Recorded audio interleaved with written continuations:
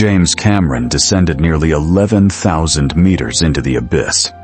In the silence at the bottom, he described what he found as lunar, isolated, another planet. Today, there are plans to turn that same alien world into an industrial site. We are already in a race to exploit a place we barely comprehend, to tear apart secrets we haven't even discovered. If you want to understand the scale of what we're about to lose, you first have to be initiated into the truths buried at the bottom of the world. The first truth attacks something basic: your perception of the ground beneath your feet. The Mariana Trench is not a static scar on the Earth. It's an active gateway, a place where our surface world is slowly being swallowed. This process of consumption is not violent in the way we understand violence.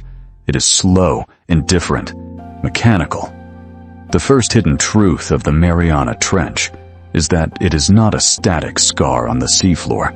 It is an active geological engine, an anomaly in the crust itself. Here, in what scientists call a subduction zone, the colossal Pacific tectonic plate dives beneath the smaller Philippine plate. The movement is almost undetectable to us at the surface, measured in mere centimeters per year. But on a geological timescale, it becomes a force of unimaginable power. Visualize a planetary conveyor belt. For millions of years, this belt has been dragging the ocean floor, laden with waterlogged sediment and chemical traces of the surface world, down into the Earth's mantle. It is a planetary-scale recycling system, feeding our world back into itself. This process has consequences that reach far beyond the abyss. As this material is forced into the planet's superheated interior, it changes the chemistry of the mantle, generating magma that fuels volcanic chains thousands of kilometers away. What happens in the deepest part of the ocean does not stay there.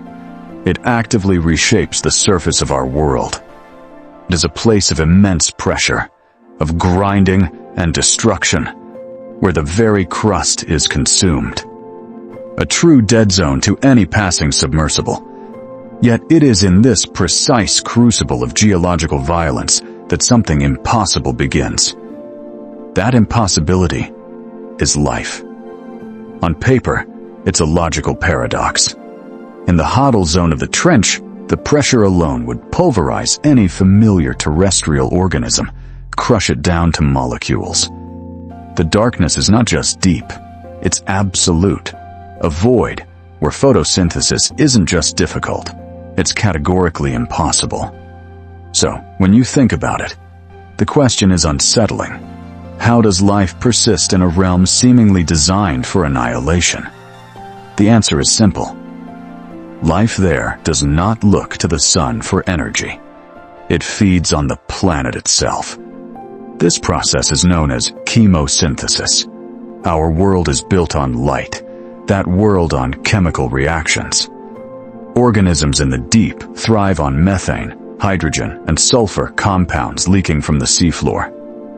They dine on the raw chemistry of the Earth's interior, in total blackness, under a weight equivalent to 100 jumbo jets stacked on your thumbnail. Recent submersible expeditions have provided evidence of this, confirming what were once only theories. Flourishing chemosynthetic mats have now been documented at depths of nearly 11,000 meters in the trench. These are the Extremophiles, life forms that have evolved unique genetic armor to protect their cellular structures. Bacteria like Moritella yayanosi, a species isolated from the Challenger Deep, are not just surviving the pressure, they are optimized for it. Their very proteins are stabilized by forces that would disintegrate ours. They stand as a testament to a different evolutionary path, one that never needed sunlight.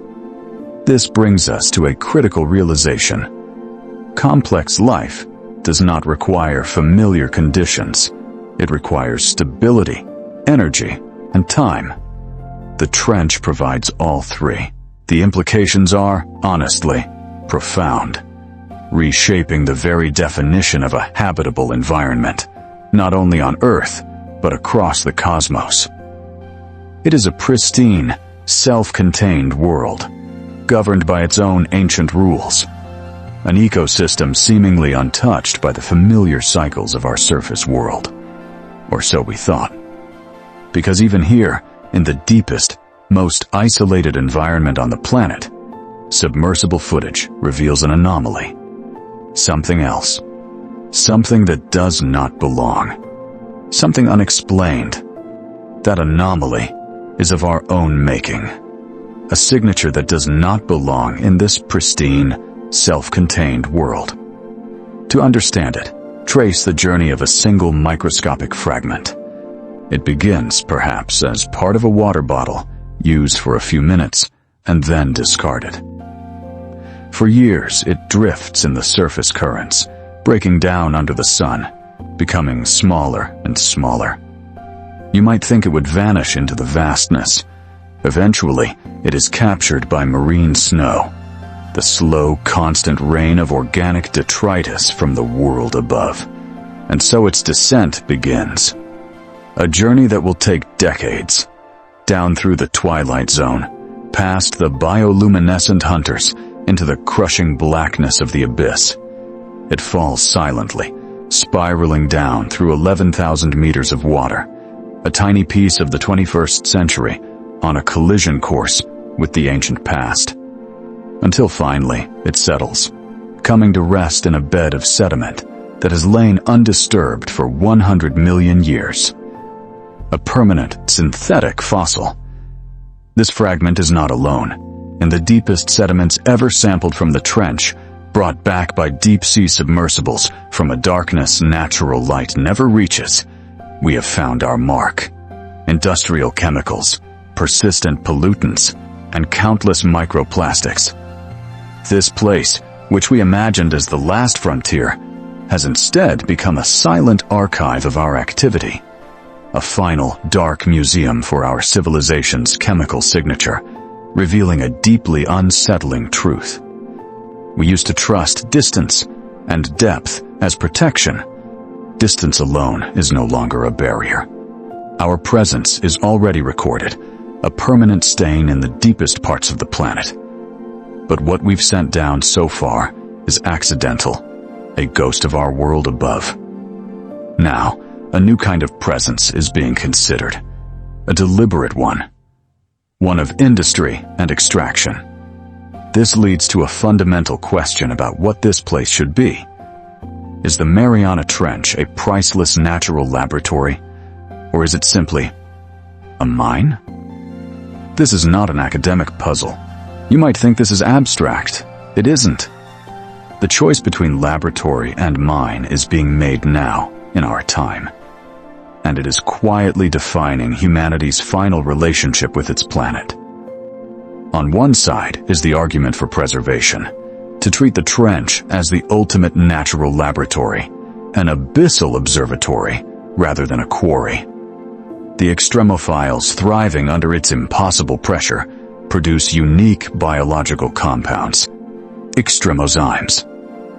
Recent research from journals like Life confirms these molecules hold staggering potential for biotechnology, for medicines we can't yet imagine.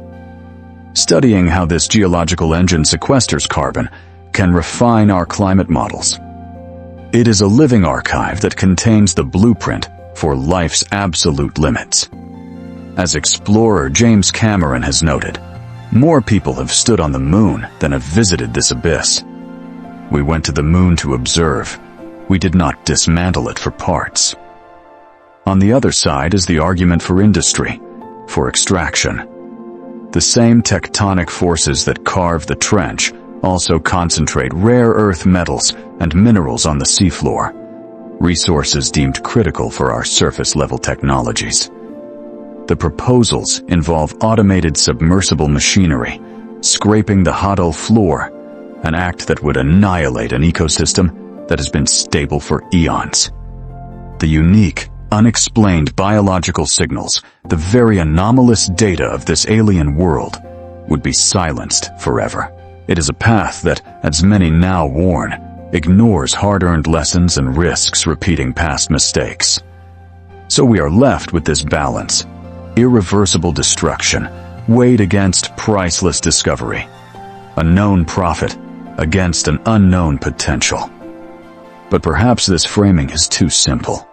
Honestly, before the final calculation is made, we must ask a more fundamental question.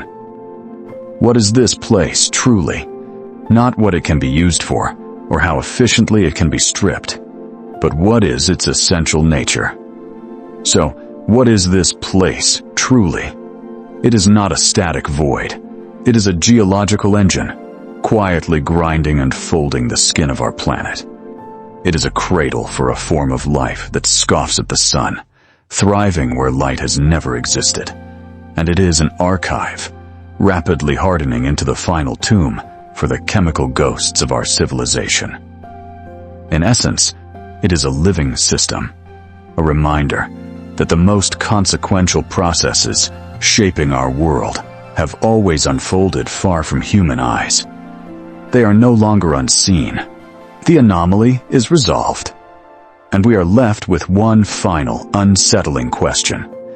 Now that we can stare directly into the abyss, what will we choose to do? If you believe some places should remain sacred, claimed first for discovery rather than destruction, endorse this transmission with a like, and subscribe as we continue to document the truths that lie waiting, patient and unblinking, in the dark.